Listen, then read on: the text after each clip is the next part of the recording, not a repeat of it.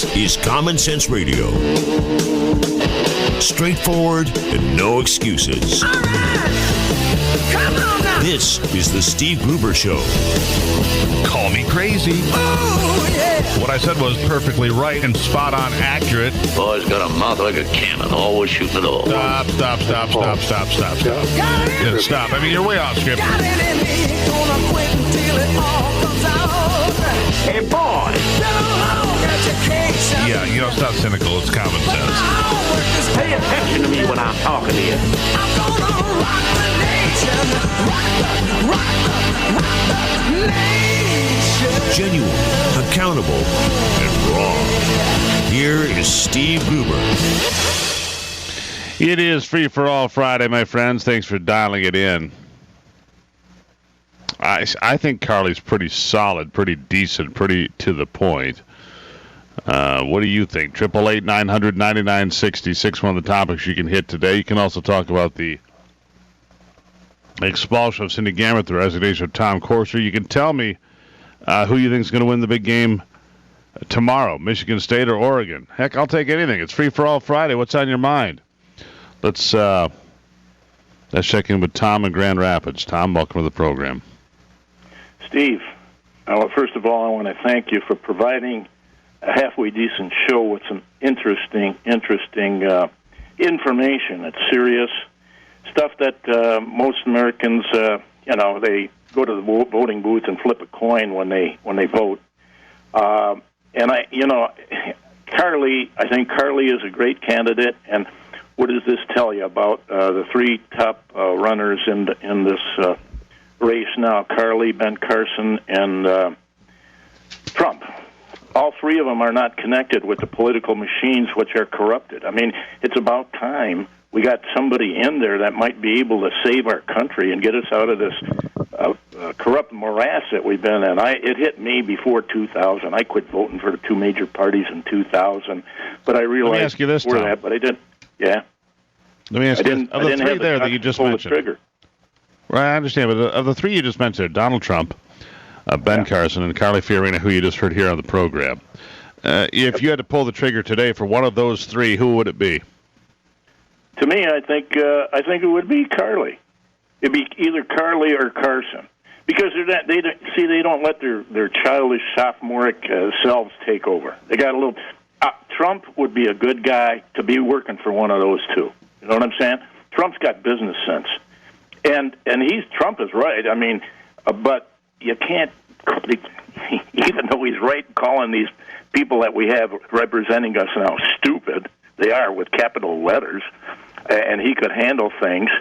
But I don't know as you can be such a sophomore, have such a sophomoric attitude and act like a 10th grader and be so blatantly blunt about it. You know, I mean, right. It seems like Carson and Fiorina are, I don't know, better qualified to be the presidential representative. Trump should be probably in the administration doing deals or getting people lined up to do deals, but not running the hell thing. they're doing. So let me ask you this, Tom. Yeah, here's my most important question of our entire conversation. What the hell is it going to take for me to get better than being a halfway decent program? I mean, what's it going to take to be top tier around here? I don't know because I'll take issue with one thing where Carly says I believe in the American public.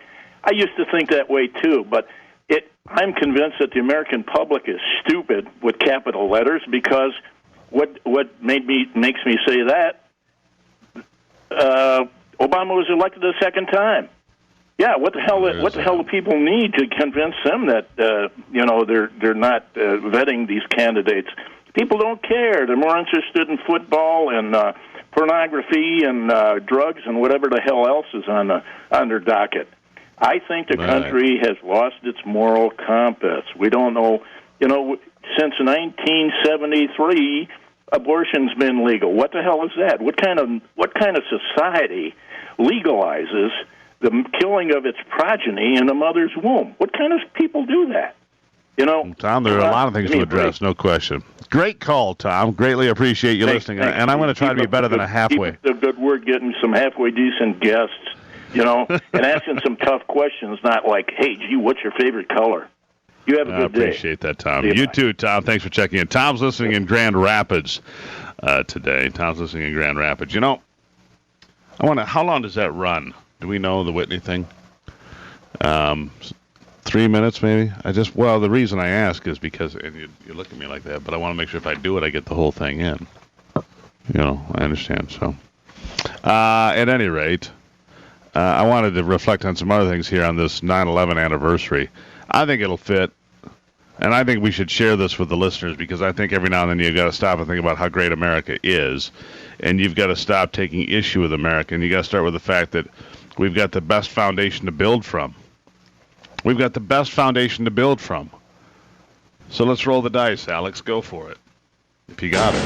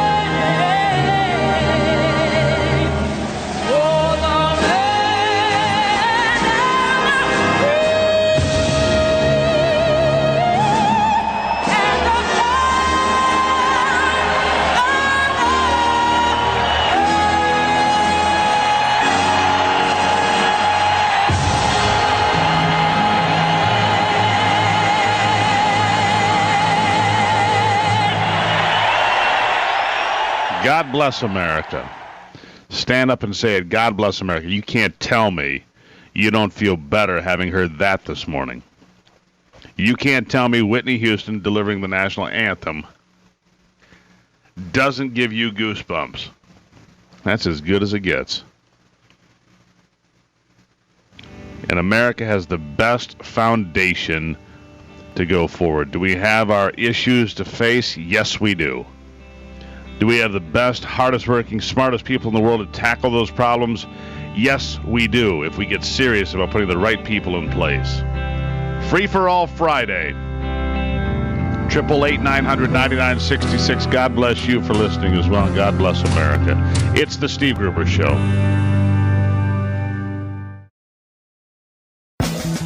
Covering Michigan and the world from his bunker below the bridge. Here is Steve Gruber.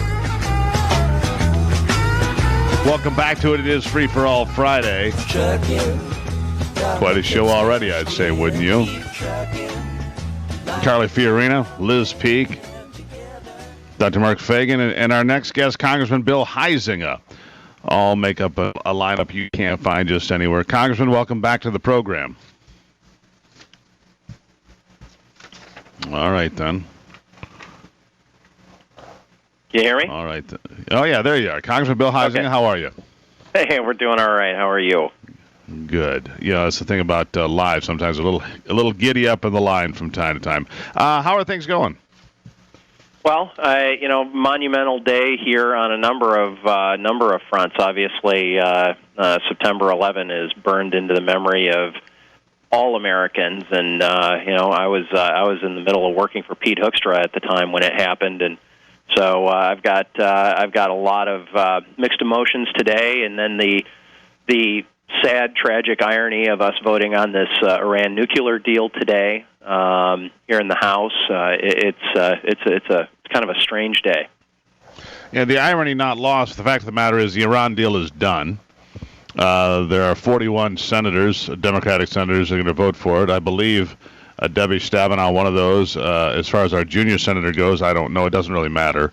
Barack Obama got his deal. He got his win. And it just seems to me that nothing has changed in Washington. Am I wrong? It's very frustrating, and it's hard to sit here, Steve, and say you're wrong because we've seen the president move ahead unilaterally again on foreign policy. Unlike it's being a treaty, which it should be treated as, by the way. Well, it should but be, but hold on. Again, we're not. Why would we expect the president to actually follow tradition and follow law? But well, Mitch McConnell made this can be possible. undone by whoever the next president is, and I hope that they do that. Well, we'll find out. But Mitch McConnell made this possible. You can sit there and say the president went around, but he didn't.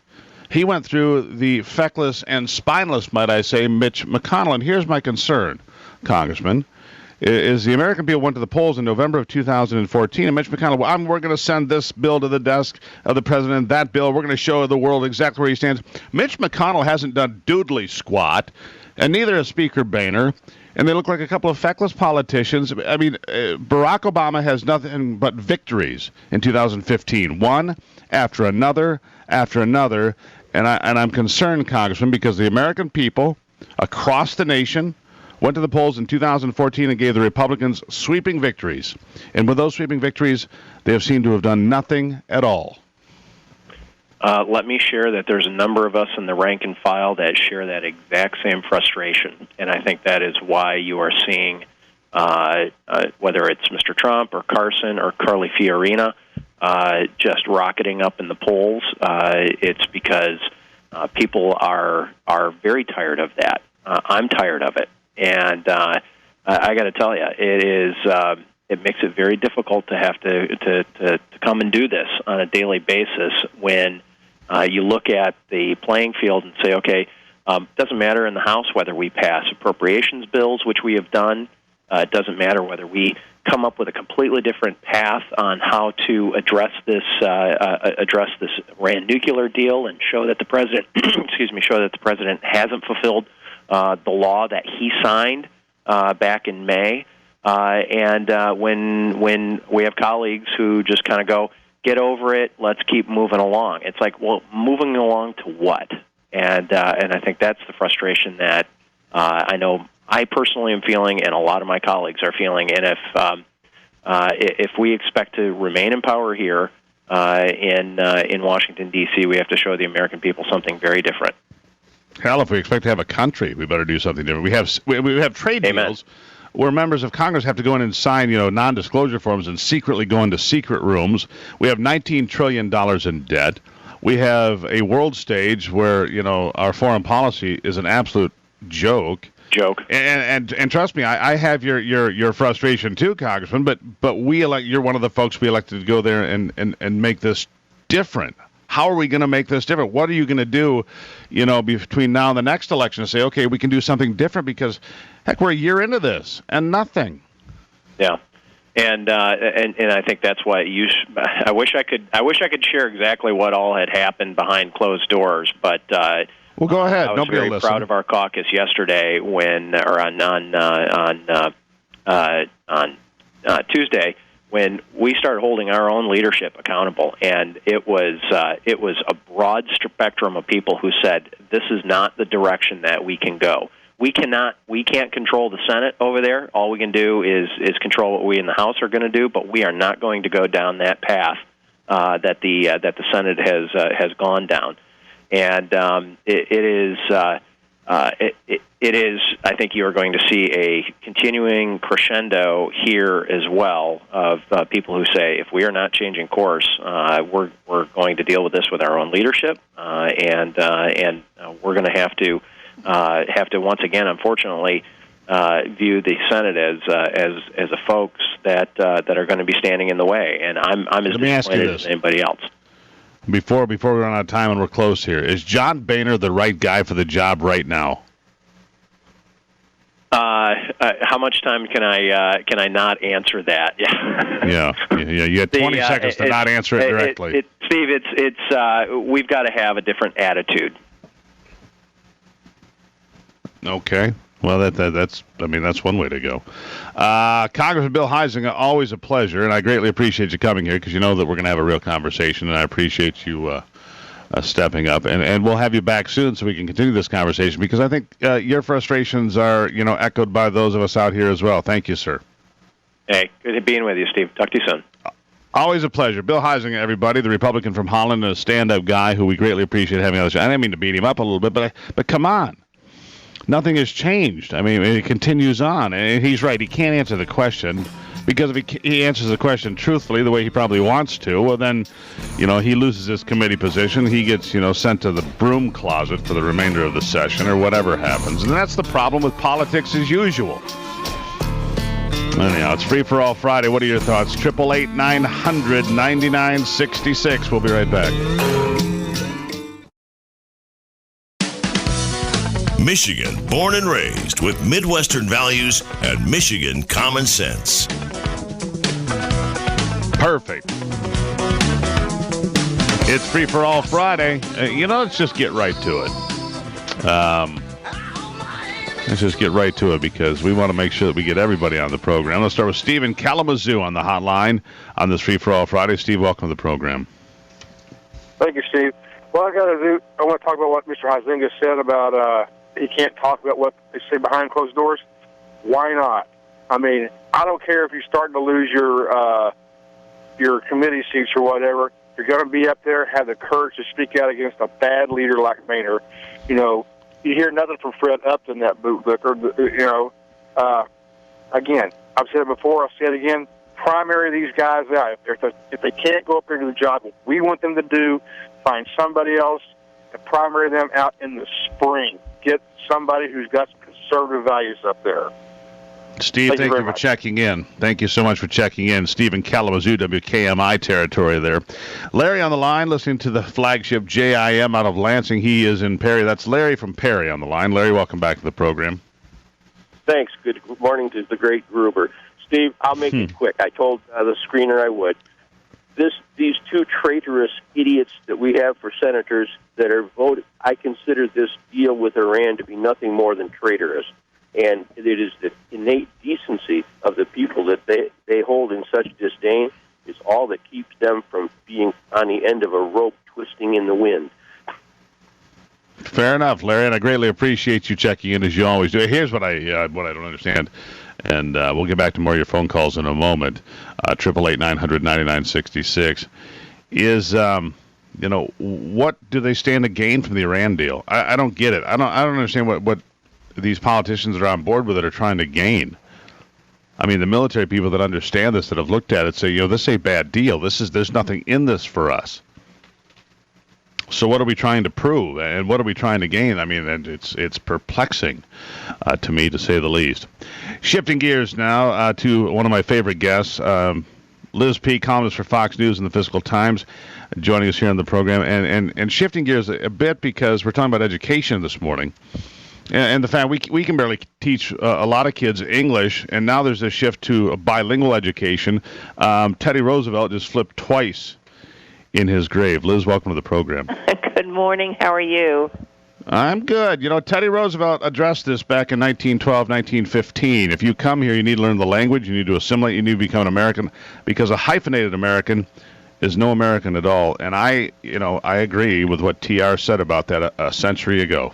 Oh, I totally do, too. And I think that one of the great tragedies is that we are heading back, as you mentioned, towards embracing bilingual education, approach that was really discredited in the 70s and 80s because kids just simply didn't learn to speak English, and they didn't really learn to speak proper Spanish, which mostly we're talking about Hispanics here.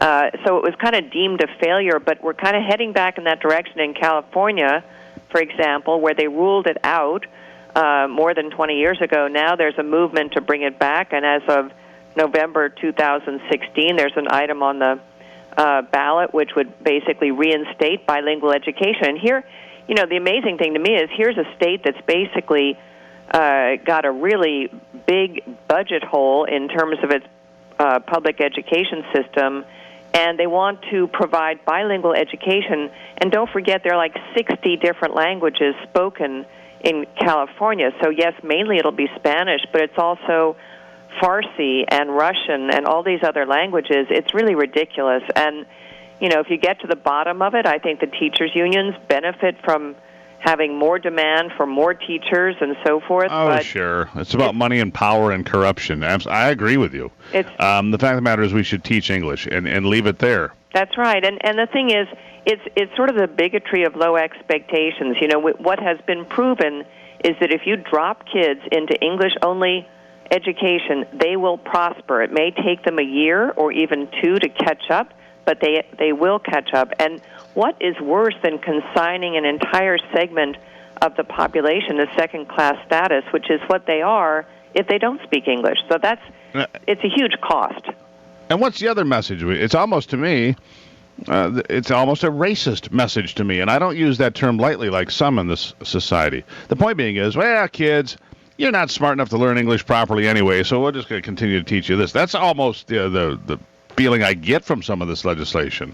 Well, yes, absolutely. You're completely right. It's sort of consigning an entire segment of the population to never really having a shot at the golden ring. And that's, I believe firmly the role of our public schools is to give everyone an equal opportunity, not an equal outcome. That's not guaranteed in this country, but to give everyone an opportunity. And whether it's bilingual education or just dreadfully inferior schooling, we are denying that to so many kids. And the remarkable thing is it's presumably, liberals who basically enforce that. And, to me it is the most hideous hypocrisy on the left to champion education policies that they know will leave kids behind, to oppose, on the other hand, the charter movement, the reform movement, where they know kids will have a shot. I mean, it's amazing to me. It is incredible, and you can have equal outcomes. All you have to do is vote for Bernie Sanders. You'll have equal outcome. Plus, you'll have free college for everybody. We don't know where it's going to come from. Pixie dust and unicorns, apparently, will pay for all of that because, we don't have the money for it. But just vote for Bernie Sanders. Everybody will have a Maserati and a big house on the hill, Liz. That's the way the world works. Yes, and I'm looking forward to that day. It's mind-numbing, though, that these failed policies seem to, like, once a generation, they rear their ugly heads again. You talked about the fact that this bilingual thing was a complete failure back in the past. Busing was a failure, yet now they're trying to dictate to us, the ethnic makeup of neighborhoods, or the Department of Housing and Urban Development. These failed liberal policies, like, they reincarnate themselves. They're like self-generating, self-creating. It's frightening.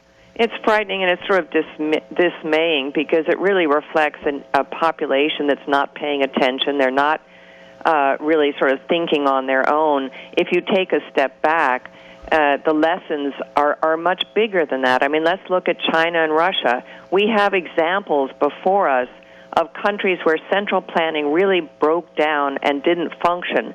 In China, they've had several decades of tremendous growth and opportunity, but now it appears that, a lot of that was funded by debt and built on a sort of fictitious infrastructure of excessive manufacturing and so forth.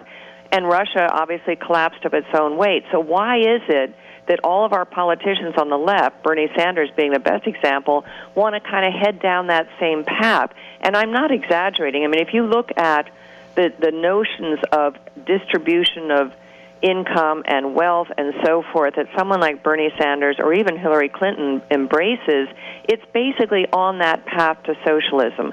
Bernie Sanders calls himself a socialist. Why do we never learn the lessons that are so visibly taught in other countries? I don't get it. Well, here's why. First of all, Debbie Wasserman Schultz, she didn't answer the question about the difference between socialism and being a Democrat. because she frankly doesn't know the answer of what the difference is between a socialist and it's not because she was avoiding the question. She didn't know the answer. And you know damn well I'm right, Liz. Look at the look in her eye. It's like, what? Anyhow, Yeah, no, 20 it's seconds totally last true. word. These are kind of basic gaps in the education, but you know, I mean, I spend every day worrying that we are suppressing the energies, the creativity, the individualism that really has made this country great. And, you know, I don't know how to get back there, but boy, we need a leader who will do it for us. Amen. Liz Peek, you have a great weekend. Thank you. You too. Take care now.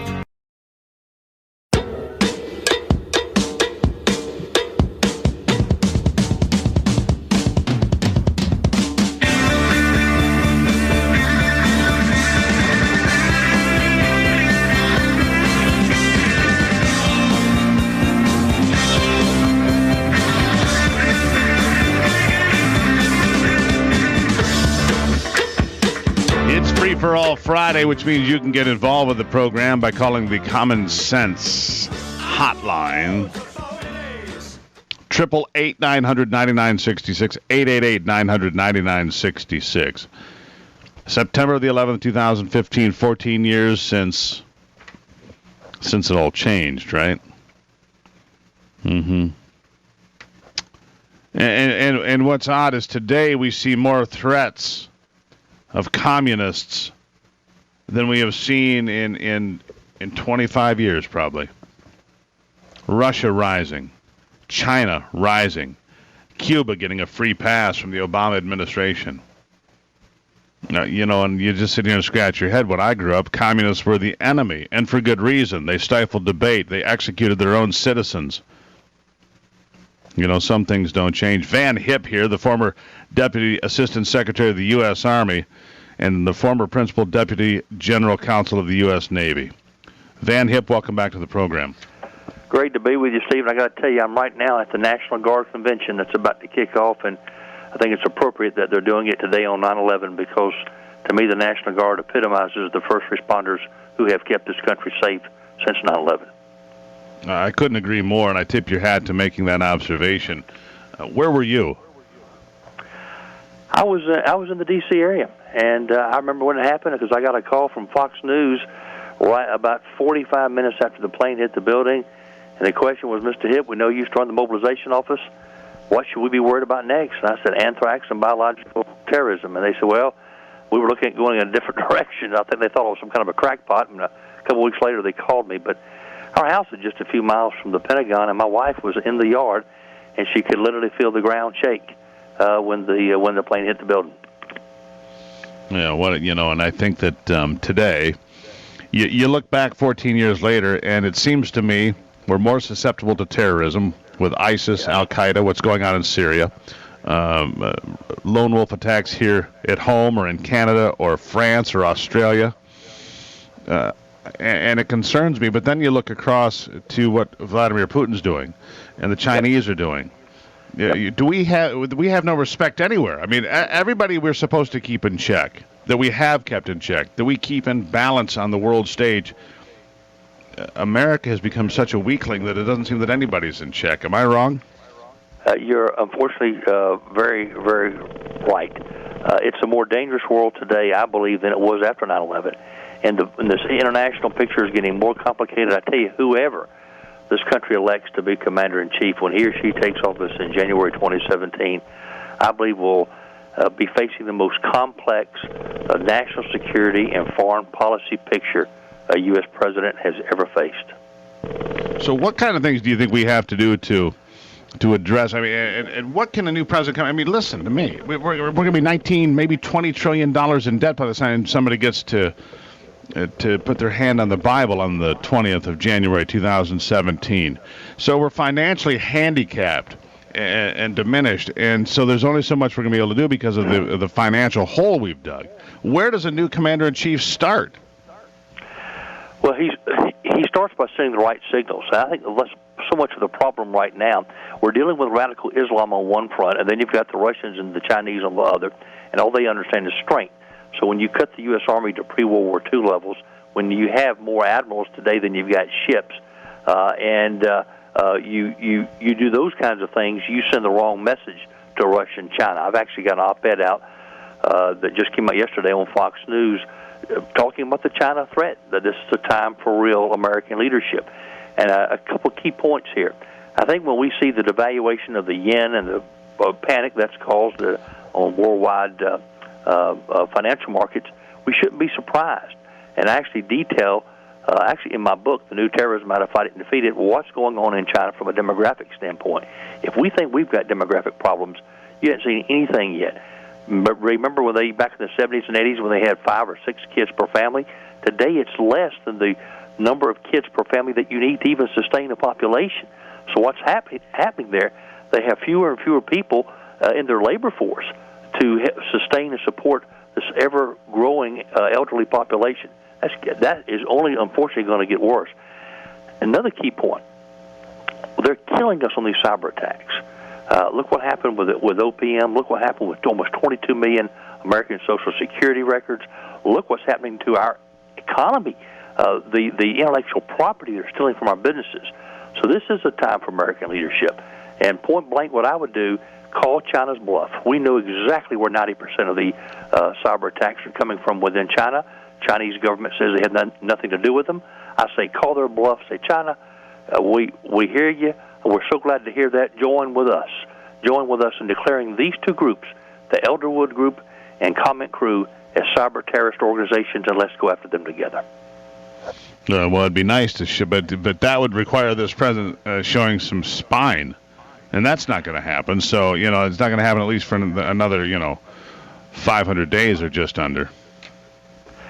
Yeah, and I also say, I'm dating myself, but there was a time in a different era, Steve, when we had a president who understood China and its people, and he knew how to play off. I think that's what we're missing right now on the world stage. He knew, for one of the other issues he knew Richard Nixon knew how to play off the Chinese and the Russian bear, play one off against the other and drive a wedge between the two. And that's what we're lacking today. You're right. Someone who understands this international chess game, because it is the most complicated international picture we've ever faced, and when you combine that, of course, with radical Islam, it's only getting worse. It's a powder keg. Van Hipp, always a pleasure, and I appreciate you stopping in this Friday. You have a great weekend, my friend. You too. Thank you, sir. There you have it. Van Hipp, everybody, former Deputy Assistant Secretary of the U.S. Army and former Principal Deputy General Counsel of the U.S. Navy. He can walk on dry land and swim. Van Hipp. On a Free-for-All Friday edition of the Steve Gruber Show, some phone calls on the hotline after this.